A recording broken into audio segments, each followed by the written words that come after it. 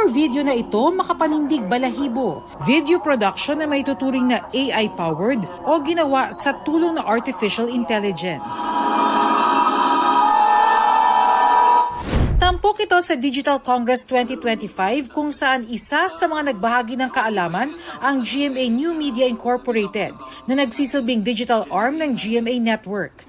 Ayon kay Ramil Escarda, VP for Digital Content Production and Creatives, Head of NMI Studios, ang paggamit ng AI na papadali ang video production. AI is really democratizing video content creation. No? So meaning it's giving the power back to storytellers. And we are in an era where we can bring our imaginations instantly to life on screen. AI can scale up your productivity and your production.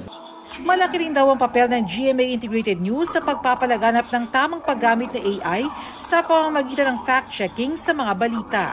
Yung fact-checking, no, being in the GMA News, we have the opportunity to parang tell the public that this is AI, these are not real, and to avoid malicious content.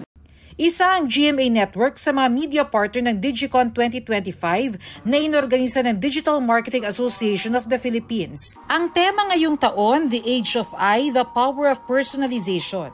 Nagtipon-tipon ng brands, marketers at agencies mula sa advertising at public relations sector para magpalitan ng kaalaman. Bukod sa video production, malaki rin ang tulong ng AI sa pagpapaganda ng customer experience. Nakatutulong rin sa mga negosyo para sa pagpapaganda ng serbisyo.